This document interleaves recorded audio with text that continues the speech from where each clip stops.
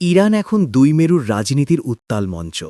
একদিকে সরকার পতনের দাবিতে টানা বিক্ষোভ, অন্যদিকে সেই আন্দোলনের বিরুদ্ধে লাখো মানুষের রাজপথে পাল্টা শক্তি প্রদর্শন।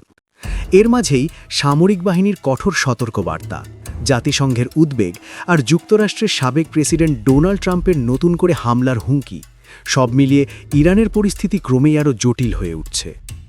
শনিবার ইরানের রাজধানী তেহরান সহ দেশের বিভিন্ন বড় শহরে ইসলামী বিপ্লবী সরকারের সমর্থনে বিশাল র্যালি অনুষ্ঠিত হয়। সরকারি হিসাব অনুযায়ী এতে অংশ নেন লাখ লাখ মানুষ। সমাবেশগুলোতে অংশগ্রহণকারীরা বলেন, সরকার পতনের নামে দেশকে অস্থিতিশীল করার চেষ্টা চলছে, এটা ইরানের সার্বভৌমত্বের বিরুদ্ধে ষড়যন্ত্র। র্যালি থেকে সহিংসতা কঠোরভাবে দমনের ঘোষণা দেওয়া হয় এবং বিদেশি হস্তক্ষেপের বিরুদ্ধে স্লোগানে মুখরিত হয়ে ওঠে রাজপথ। র্যালির মধ্যেই দেশটির সামরিক বাহিনী আলাদা করে একটি ব্রিফিংয়ে জানায়, ইরানের সার্বভৌমত্ব, গুরুত্বপূর্ণ অবকাঠামো এবং সাধারণ জনগণের জীবন ও সম্পত্তি রক্ষায় তারা যে কোনো মূল্য দিতে প্রস্তুত।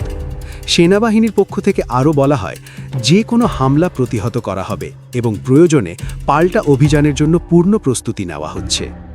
ইরান সরকার আনুষ্ঠানিকভাবে অভিযোগ করেছে, যুক্তরাষ্ট্র ও ইসরায়েল এই বিক্ষোভে প্ররোচনা ও সমর্থন দিচ্ছে এবং শান্তিপূর্ণ আন্দোলনকে সহিংস দাঙ্গায় রূপ দিচ্ছে।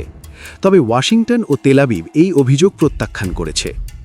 আন্তর্জাতিক বিশ্লেষকরা বলছেন, ইরান এখন তিনটি বড় চাপে হয়েছে: অভ্যন্তরীণ গণ অসন্তোষ, আন্তর্জাতিক নিষেধাজ্ঞা ও পশ্চিমা চাপ, সম্ভাব্য সামরিক সংঘাতের ঝুঁকি।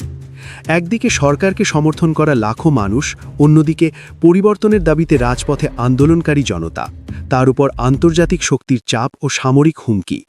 এই উত্তাল পরিস্থিতি কোন দিকে মোড় নেবে, সংলাপের দিকে নাকি সংঘাতের পথে, সেটাই এখন মধ্যপ্রাচ্য রাজনীতির সবচেয়ে বড় প্রশ্ন।